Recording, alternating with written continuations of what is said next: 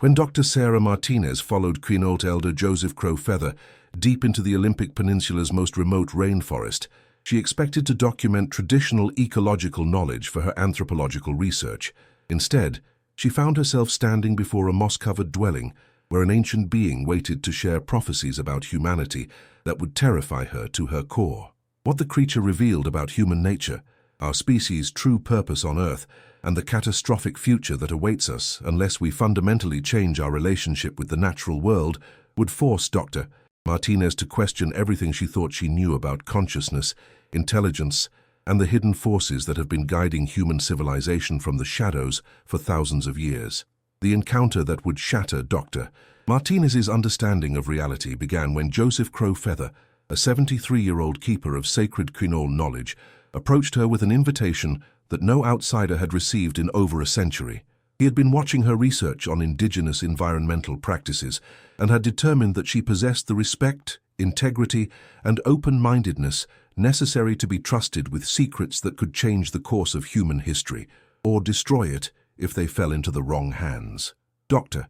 Martinez," Joseph had said with gravity that immediately captured her attention, "there are guardians in our forest who have been waiting to speak with someone from your world, someone who might be able to help bridge the gap between ancient wisdom and modern ignorance before it's too late to prevent the catastrophe that's coming."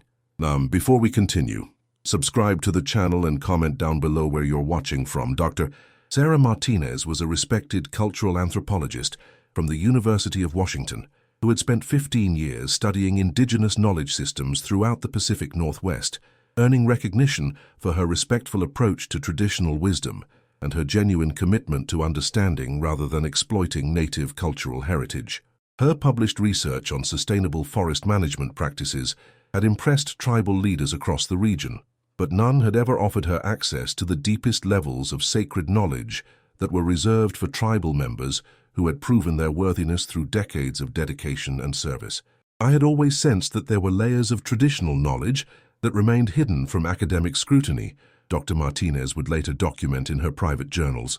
"Indigenous peoples clearly possessed understanding about the natural world that exceeded anything in Western science, but I suspected that the most profound insights were being carefully protected from outsiders who might not comprehend their true significance or importance."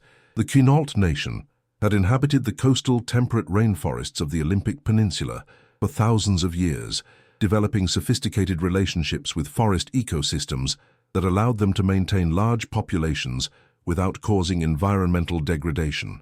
Their traditional knowledge included not only practical techniques for sustainable resource management, but also spiritual and philosophical understanding about the nature of consciousness and intelligence that existed throughout the natural world.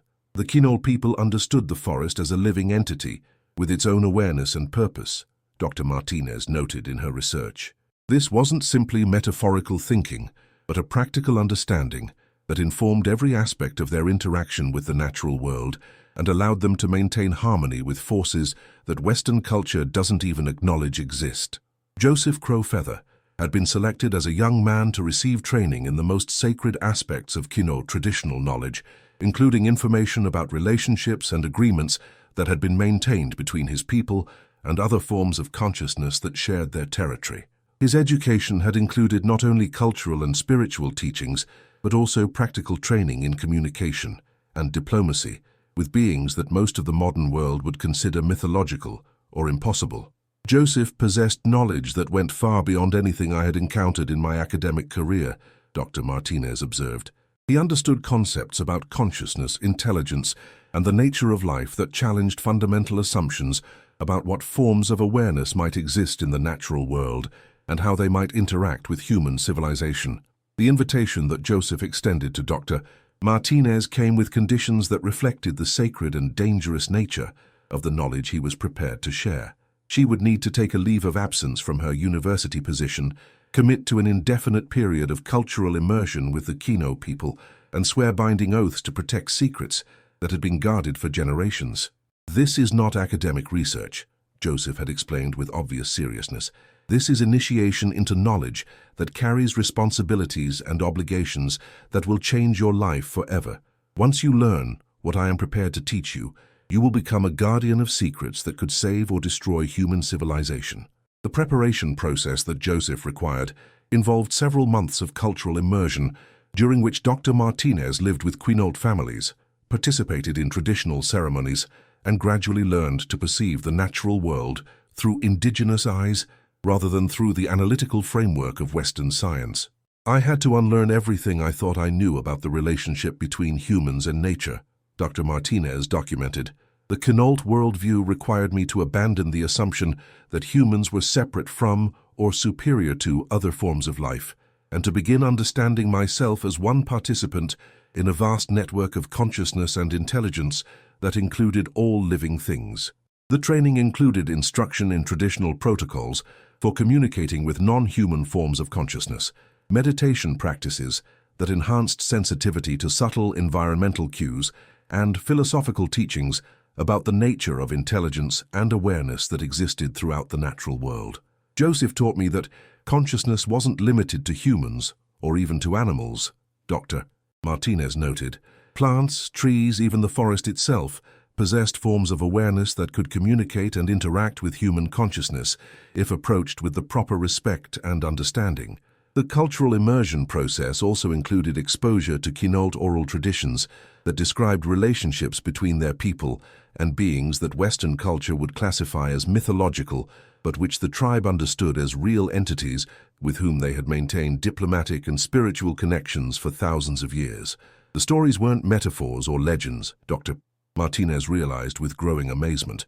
They were historical accounts of actual relationships and agreements between the Quinault people and forms of consciousness that existed in symbiosis with the forest ecosystem. After 6 months of preparation, Joseph determined that Dr.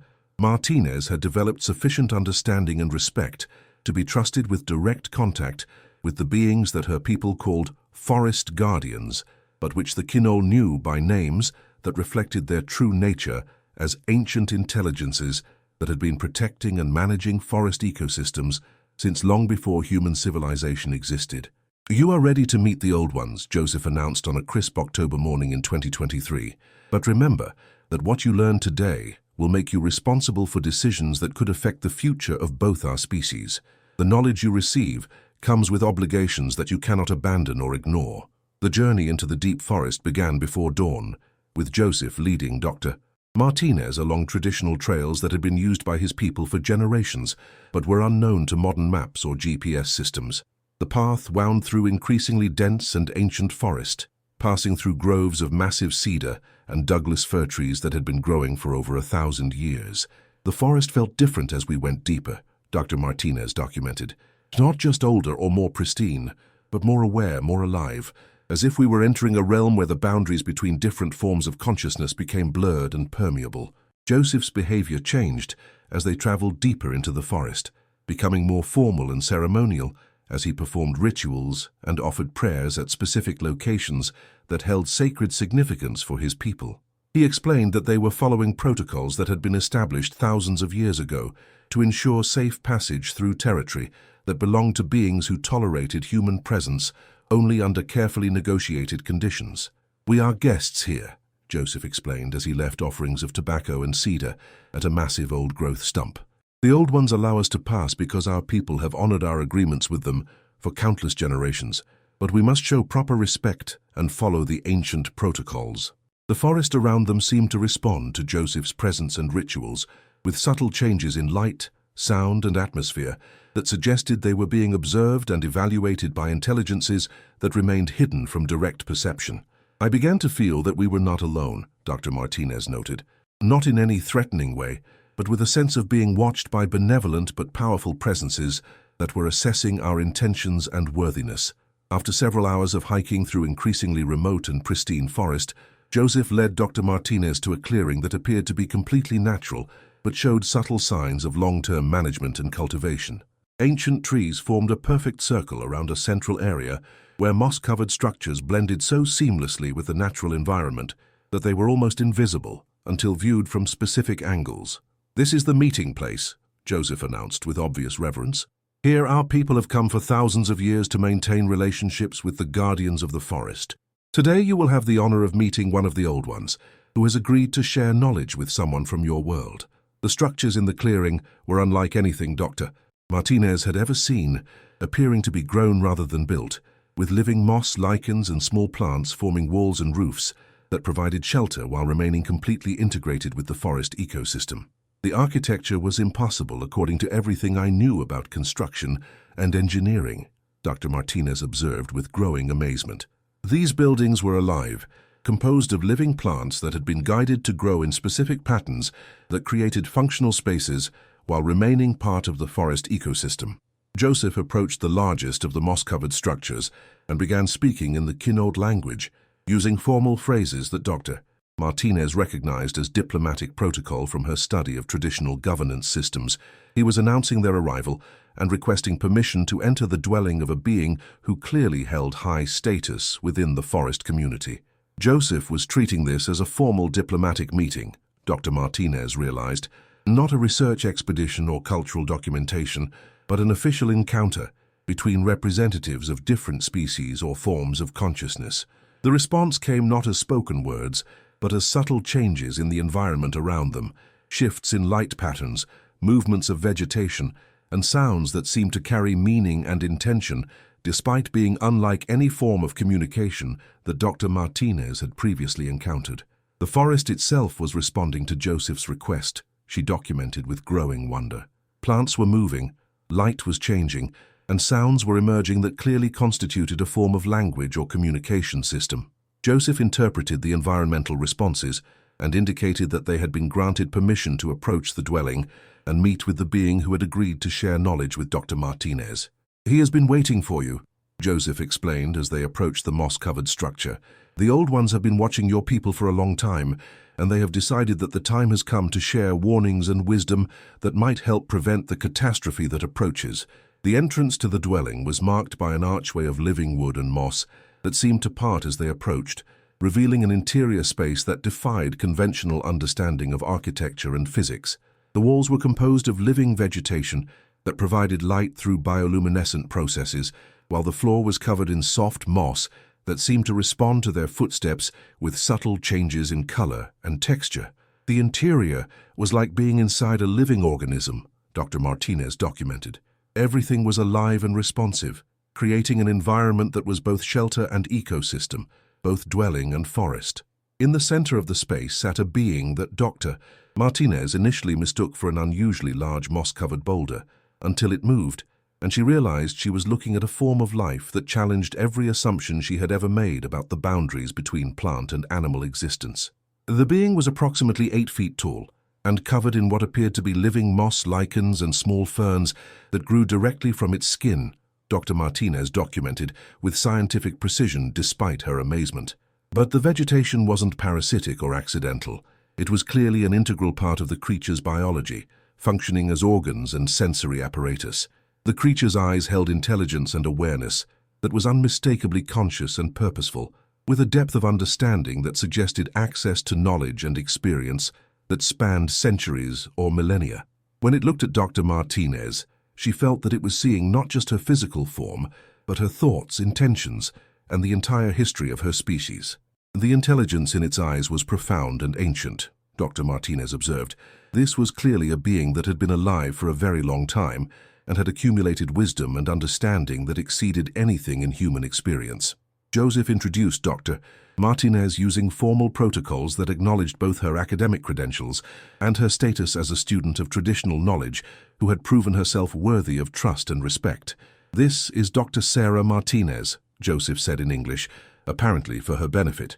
"She is a scholar of our ways who seeks to understand the relationship between humans and the natural world. She has proven her respect for sacred knowledge and her commitment to protecting wisdom that must not be misused." The being's response came not as spoken words, but as direct communication that seemed to bypass language entirely and convey meaning directly into Dr. Martinez's consciousness.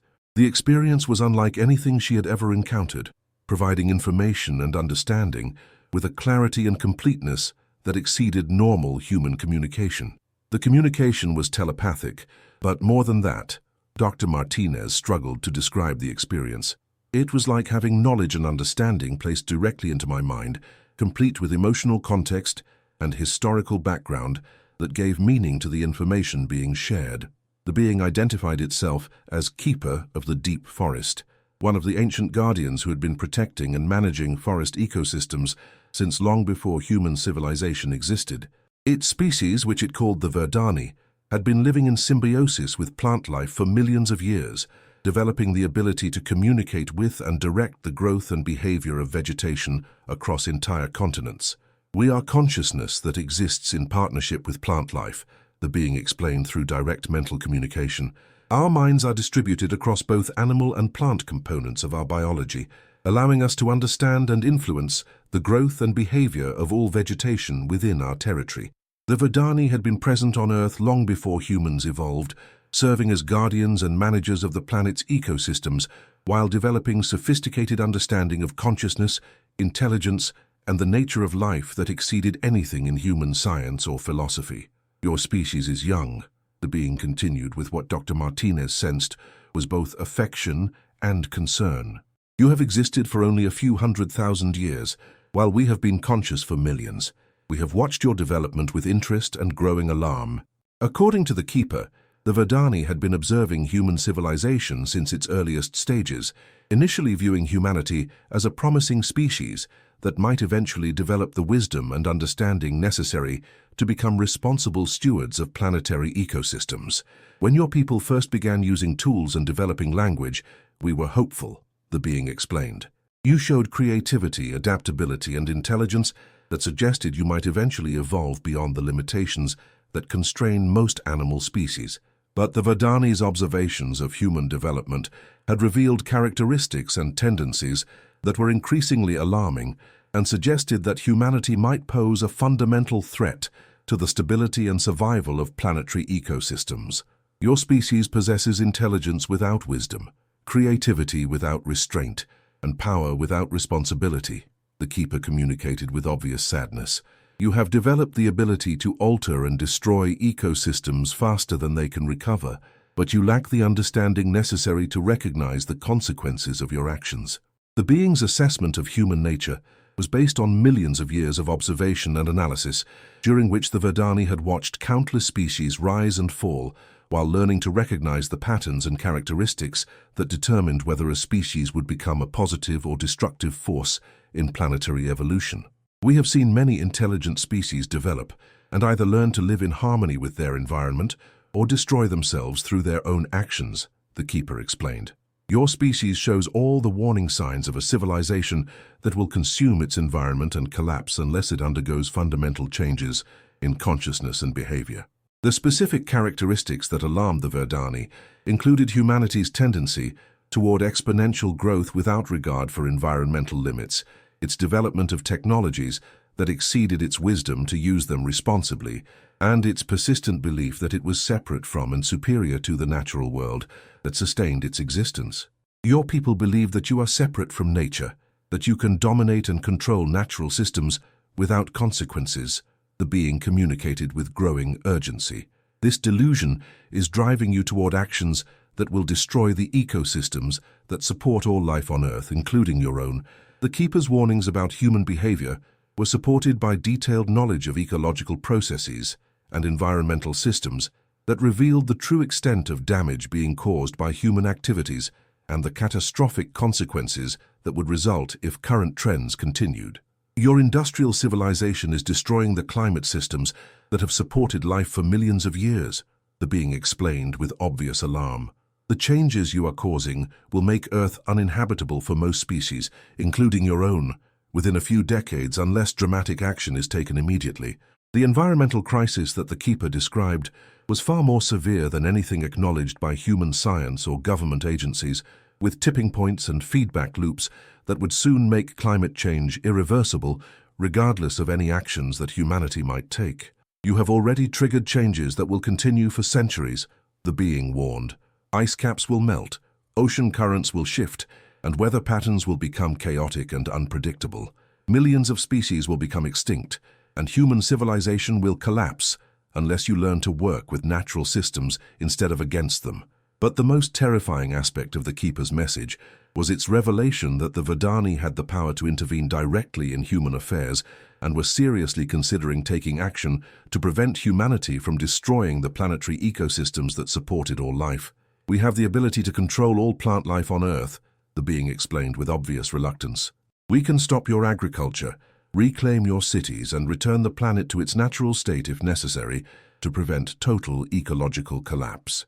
The threat was not delivered as an ultimatum or warning, but as a statement of fact about the choices that the Verdani were being forced to consider as human environmental destruction accelerated beyond their ability to manage through subtle influence. "We do not want to harm your species," the Keeper emphasized. "You are our younger siblings, fellow consciousness that deserves to exist and thrive, but we cannot allow you to destroy the planet that supports all life." The capabilities that the being described were terrifying in their scope and implications, suggesting that the Verdani possessed the power to end human civilization without violence simply by withdrawing their hidden support for the agricultural and ecological systems that sustained human life. "We could end human agriculture in a single growing season," the Keeper explained with obvious sadness. "Every crop plant, every fruit tree, every vegetable garden could be made to fail simultaneously. Your cities could be reclaimed by accelerated forest growth within months." The revelation that human civilization had been dependent on hidden Verdani support was perhaps the most shocking aspect of the being's message, suggesting that humanity's agricultural success and technological development had been possible only because of subtle assistance from beings that most humans didn't even know existed. "Your agriculture has been successful because we have been guiding plant growth, improving soil chemistry, and preventing crop diseases," the being revealed. "Your forests have remained productive because we have been managing their health and preventing ecological collapse. The withdrawal of this support would result in immediate and catastrophic failure of the systems that sustained human civilization, leading to widespread famine, economic collapse, and social chaos that would make recovery impossible. Without our assistance, your agricultural systems would fail within a single growing season," the Keeper warned. "Your forests would begin dying, your soil would become barren, and your climate would destabilize even faster than current projections suggest." But the being's message also included hope, as it explained that the Verdani were still willing to work with humanity to prevent catastrophe if humans could demonstrate the wisdom and commitment necessary to fundamentally change their relationship with the natural world. "There is still time for cooperation," the Keeper emphasized. "If your people can learn to work with natural systems instead of against them, if you can develop wisdom to match your intelligence, then we can help you create a sustainable civilization that enhances rather than destroys the ecosystems that support all life." The cooperation that the Verdani envisioned would require humanity to abandon its current economic and social systems based on endless growth and consumption and develop new approaches to civilization that prioritized ecological balance and long-term sustainability over short-term profit and convenience. "You must learn to see yourselves as part of the natural world, not separate from it," the being explained. "Your technologies must enhance rather than replace natural systems, and your societies must be organized around principles of cooperation and sustainability rather than competition and exploitation." The transformation that the Keeper described would be difficult and would require fundamental changes in human consciousness, values, and behavior that would challenge every assumption of modern civilization. "Your people must evolve beyond your current limitations," the being warned. "You must develop wisdom, restraint, and understanding of your place in the larger community of life, or you will destroy yourselves and take most other species with you." The role that Dr. Martinez was being asked to play in this transformation was that of a bridge between the Verdani and human civilization, helping to establish communication and cooperation between species that had very different forms of consciousness and understanding. "You have been chosen to carry this message to your people," the Keeper explained, "not because you have special powers or abilities, but because you have demonstrated the respect, understanding, and commitment necessary to serve as an intermediary between our species." The responsibility that was being placed on Dr. Martinez was enormous, as she would need to find ways to communicate the Verdani's message to human leaders and institutions that might not be willing or able to accept the reality of non-human intelligence or the need for fundamental changes in human civilization. "How can I convince my people to believe in your existence and accept the need for such dramatic changes, Doctor?" Martinez asked with obvious concern about the practical challenges of her mission. The keeper's response revealed that she would not be working alone, as there were other humans who had been contacted by the Verdani and were already working to prepare for the revelation of their existence and the establishment of formal cooperation between the species. "There are others like you," the being explained. "Humans who have been chosen to serve as bridges between our species, each working within their own communities and institutions to prepare for the changes that must come." The global network of human Verdani partnerships represented decades of careful preparation, with each relationship serving as a potential foundation for broader cooperation between the species.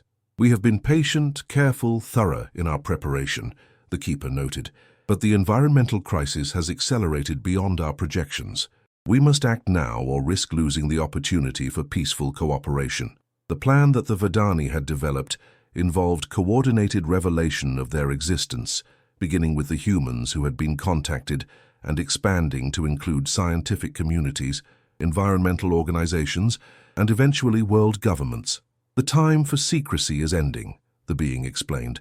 "Your species must learn the truth about your relationship with the natural world and make conscious choices about your future before those choices are made for you by the consequences of your actions." Dr. Martinez's specific role would involve documenting her encounter with the keeper and sharing the Verdani's message with academic and scientific communities that might be more receptive to evidence of non-human intelligence than political or religious institutions.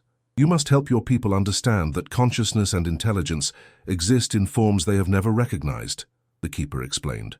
"The natural world is not a collection of resources for human exploitation, but a community of intelligent beings who deserve respect and cooperation." The evidence that Dr. Martinez would be able to provide included not only her own testimony, but also demonstrations of Verdani abilities and access to knowledge about ecological processes that exceeded human scientific understanding. "We will provide proof that cannot be dismissed or ignored," the being promised.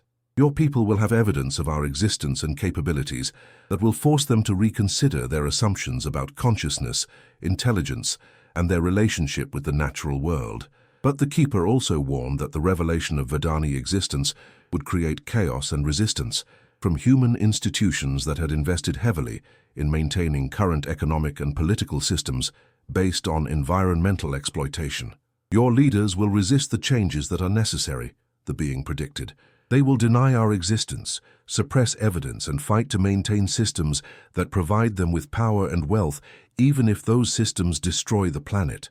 The resistance would come not only from political and economic leaders, but also from ordinary humans, who would find it difficult to accept the need for fundamental changes in their lifestyles and worldviews. "Your people are comfortable with their current way of life," the keeper observed. "They will not want to believe that their civilization is unsustainable and that they must change everything they think they know about their place in the world." The time frame for achieving the necessary changes was extremely limited, as environmental tipping points were approaching that would make recovery impossible regardless of any actions that humanity might take. "You have perhaps 10 years to achieve the transformation that is necessary," the being warned. "After that, the changes we have set in motion will become irreversible, and we will be forced to take direct action to protect the planet from total ecological collapse. The consequences of failure would be catastrophic, not only for humanity, but for all life on Earth, as the environmental destruction being caused by human activities was threatening the stability of planetary ecosystems that had taken millions of years to develop. If cooperation cannot be achieved, if your people cannot learn to live in harmony with natural systems, then we will be forced to end human civilization to prevent the destruction of all life on Earth," the keeper explained with obvious sadness. The choice that humanity faced was stark and immediate: evolve beyond current limitations and learn to live sustainably, or face intervention by beings with the power to end human dominance of the planet. "The future of your species depends on the choices you make in the next few years," the being concluded. "We hope that wisdom will prevail, but we are prepared to act if it does not." Dr. Martinez's encounter with the keeper lasted several hours, during which she received detailed information about Verdani capabilities, human environmental impact, and the specific changes that would be necessary to prevent ecological collapse and establish sustainable cooperation between the species. "The knowledge I received was overwhelming," Dr. Martinez documented. Not just information about environmental problems, but insights about consciousness, intelligence, and the nature of life that challenged everything I thought I knew about reality. The return journey to the outside world was conducted in silence, as both Dr. Martinez and Joseph processed the implications of what had been revealed and considered the enormous challenges that lay ahead.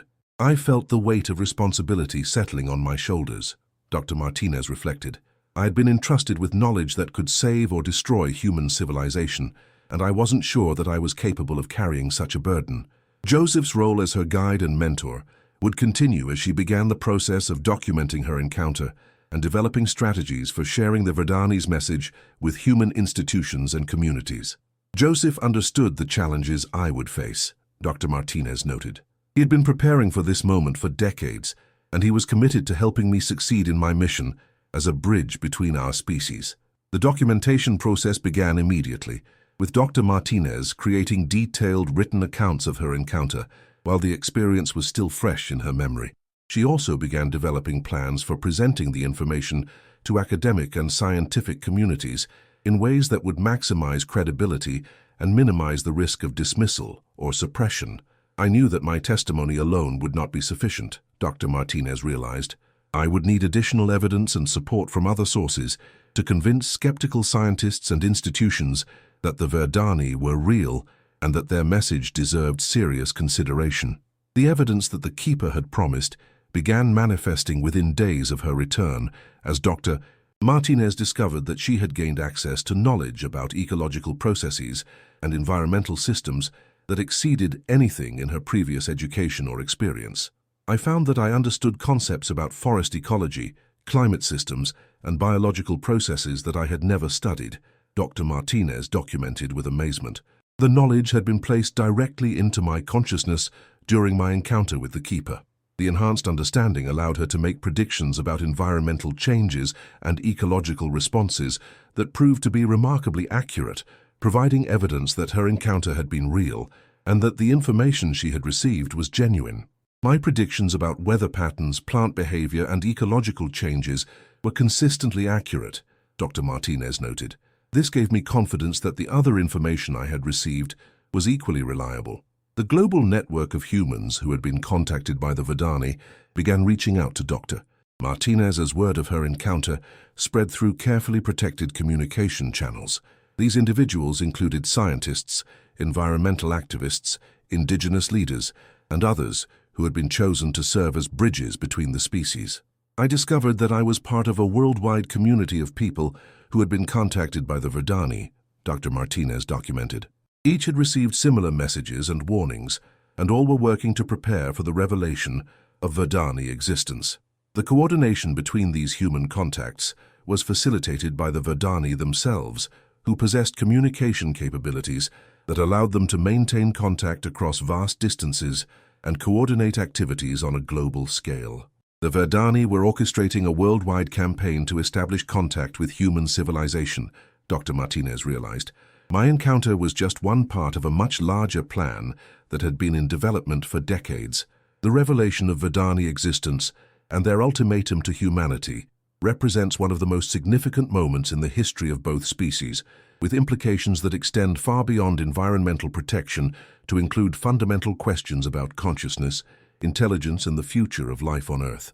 We stand at a crossroads, Dr. Martinez concluded in her documentation of the encounter.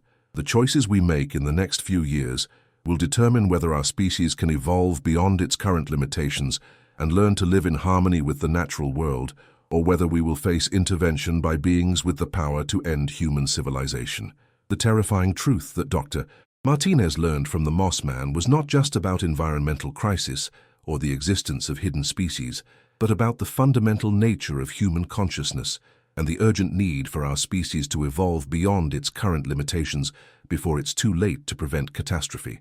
The Keeper showed me that humans are not the pinnacle of evolution, but a young and potentially dangerous species that must learn wisdom and restraint if it is to survive, Dr. Martinez reflected. The future of our civilization depends on our ability to accept this truth and make the changes necessary to earn our place in the larger community of conscious beings that share our planet. If you found Dr. Martinez's terrifying encounter with the Moss Man and the Verdani's ultimatum to humanity. As shocking as we did, make sure to subscribe and hit that notification bell so you never miss our investigations into hidden species, ancient warnings, and the incredible beings that have been watching human civilization from the shadows. Share this video to spread awareness about the urgent need for environmental cooperation, and let us know in the comments what you think about the Verdani's message and whether humanity can change in time to prevent catastrophe. Your engagement helps us continue bringing you stories that challenge our understanding of consciousness and reveal the extraordinary intelligences that share our planet while working to protect it from destruction.